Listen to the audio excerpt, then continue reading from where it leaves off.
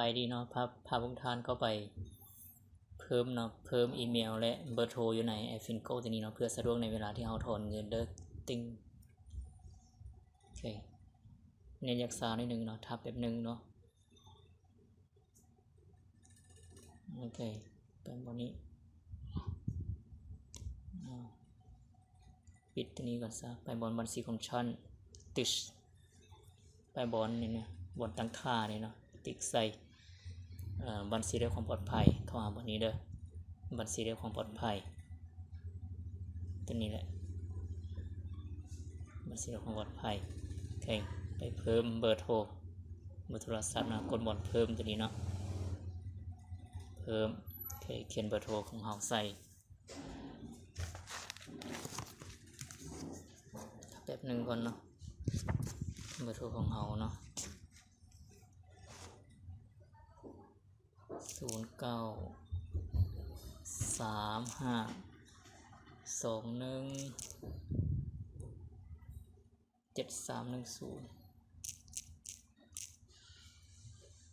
่งอะไรส่งไปแล้วท่าเดียวมู่เขาจะส่งมาเนาะโอเคเดี๋ยวนี้เนาะกำลังรอท่ามู่เขาจะส่งรหัสยืนยันมาให้เนาะเพราะว่าอยู่หลังเฮานี่ซื้อก็ได้แต่ว่าเดี๋ยวนี้ข้าพเจ้าอยู่ดงโดกเนาะอยู่ดงโดกเฮาบ่ได้เทื่อก็เลยให้หมู่เขาเจ้าซอยส่งมาเนาะส่งรหัสยืนยันให้เฮาเนาะโอเคมีอะไรได้แล้วเนาะ036609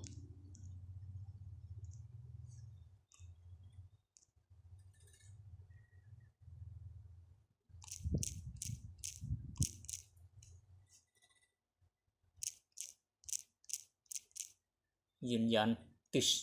ว่าสิได้บ่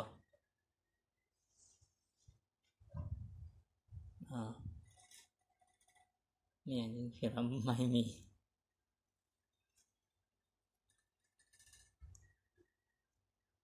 โอเคได้แล้วบัดนี้ได้แล้วเนาะโอเคได้แล้วบัดนี้เข้าหาบนอีเมลเนาะอยู่ในบนอีเมลนี่เนาะเฮาบ่ใส่ก็ได้เด้อบนนี้เนาะได้ระบุอีเมลของเฮาใส่เนาะโอเคเนาะเวลานี้มาต่อที่ว่าบอนที่พวกเฮาเพิ่มบัญชีธนาคารเฮาใส่เนาะใส่บอนนั้นใส่บอนที่ว่าเฮาจะถอนเงินตัวนั้นเนาะเวลานี้เฮาเข้ามาแล้วเนาะใส่บอนว่าบัญชีของฉันติ๊กใส่เนาะวันนี้มาติ๊กใส่บอนย้อนเงินที่ใส่ได้ทีนี้เนาะเวลานี้เอามาติ๊กใส่บอนที่ว่ารายการถอนเนาะติ๊กใส่โอเคเวลานี้เอามาสังเกตเบิ่งเนาะเฮายังบ่ได้มีบัญชีเทื่อเนาะไปเพิ่มบัญชีก่อนเพิ่มข้อมูลบัญชีเป็นบัญชีแดงๆเนาะตึ้งโอเควันนี้เป็นอันนี้เฮาต้องได้แอดเนาะแอดแบงก์แอคเคาท์เนาะเพิ่มบัญชีเนาะตึ้งโอเคเลือกประเทศเนาะจะมี3ประเทศอันนี้มีมาเลเซียไทยแลนด์สิงคโปร์เอาไทยแลนด์คอนเฟิร์มเด้อเวลาเพิ่มแล้วกดคอนเฟิร์มติชไป select ธนาคารก่อนเนาะว่าเบิ่งว่าบัญชีธนาคารของท่านเป็นบัญชีหยังเนาะอันนี้ข้าพเจ้าก็ยังบ่ได้มีบัญชีที่เนาะใช้เด็กของหมู่เนาะโอเคใช้บัญชีแมนเซียมอินคอมเมอร์เซียลแบงก์เนาะคอนเฟิร์มต่อไปเจ้าของบัญชีเขียนชื่อเจ้าของบัญชีนั้นใส่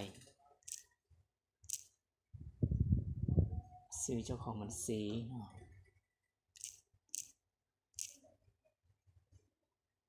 บางคำไป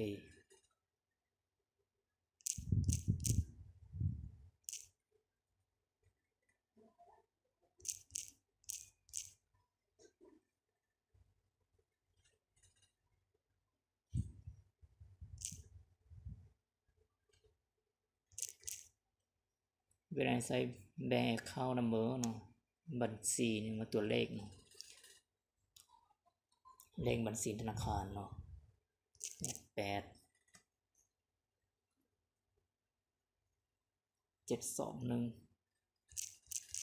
8721 เบ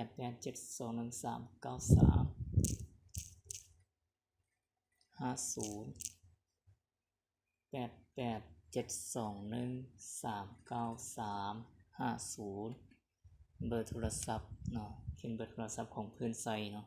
โ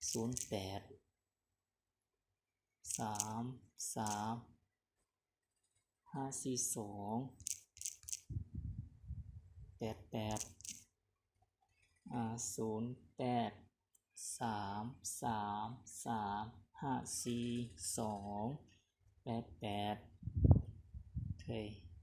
ออรินี่ใส่อีเมลของใส่เนาะ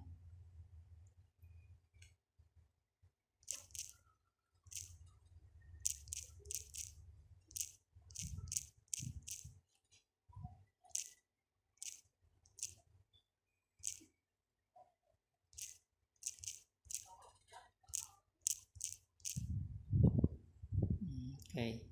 เวลาเราเพิ่มบัญชีหมดแล้วเนาะเพิ่มเป็นอย่างเราเพิ่มต่างๆหมดแล้วเนาะโอเคบันทึกแต่ว่าเดี๋ยวนี้ข้าพเจ้าจะแคปจอไว้ก่อนเนาะติช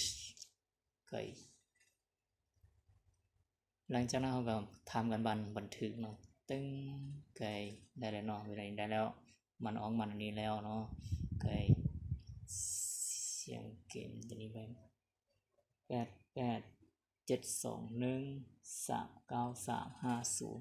ได้แล้วกลับคืนเนาะบาทนี้ไปถอนเงินเนาะเงินในบัญชีของข้าพเจ้าเป็น 2,957 บาทเนาะอยู่ในนี้เขาเจ้าว่าให้พวกเราถอนเนาะถอนจำนวนขั้นต่ำเป็น75คะแนนหมายความว่า75 บาทขึ้นมือเนาะเขาเจ้าเขียนโน้ตซะนี้เนาะว่าเราสามารถถอนได้ในมือวันอังคารเนาะโอเคใช้ในเวลาข้อที่2ใช้เวลาในการถอนแมน2-3 มื้อเนาะข้อที่3ตัวนี้แมนเราจะได้เสียเปอร์เซ็นต์ให้เพิ่นเนาะโอเคเขียนตัวเลขใส่เนาะมื้อนี้ข้าพเจ้าจะถอนแมน 2,900 เนาะ900 บาทโอเค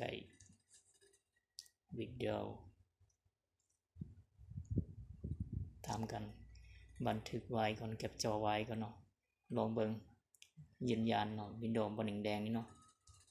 ตึ้งโอเคสำเร็จเนาะโอ้ขอบใจหลายๆได้แล้วนี่ต่อไปก็มันจะกลับคืนเนาะกลับคืนสำเร็จหากเฮาจัดการเรื่องถอนสำเร็จเฮาจะส่งข้อความแจ้งเตือนนะโอเคเขาจะส่งข้อความแจ้งเตือนมาทางอีเมลของเฮาเด้อกลับมานี่กลับได้ต้องโอเค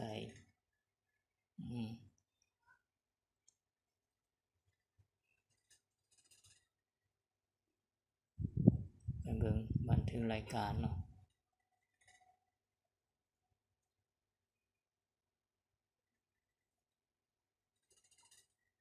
ได้แล้วเนาะโอเคนี่จำนวนเงินเมื่อกี้นี้เนาะเดี๋ยวนี้ยังเหลือแต่57 บาทเนาะเมื่อกี้นี้หาก็ทำกันถอนนำไป 2,900 ละเดี๋ยวนี้ยังเหลือแต่57 บาทโอเครอท่าเนาะรอท่ามื้อที่ว่าได้รับเงินเทบอสิเนาะรอท่าได้ฮอดมื้อนั้นเนาะใช้เวลา 2-3 มื้อเนาะแสดงว่ามื้อนี้เป็นมื้อวันอังคารต่อไปจะเป็นมื้อที่เฮาจะได้รับก็คือมื้อวันพฤหัสหรือว่ามื้อวันศุกร์นี่เนาะโอเคพากันรอท่าเนาะถ้ามื้อที่มาฮอดแล้วจึงถ่ายเป็นวิดีโอหรือว่าแคปจอหรือว่าถ่ายเป็นภาพมาให้พวกท่านได้เบิ่งเนาะโอเคขอบใจหลายๆมื้อนี้มาฮอดนี้ก็พอสำนี้เนาะโอเคบ๊ายบาย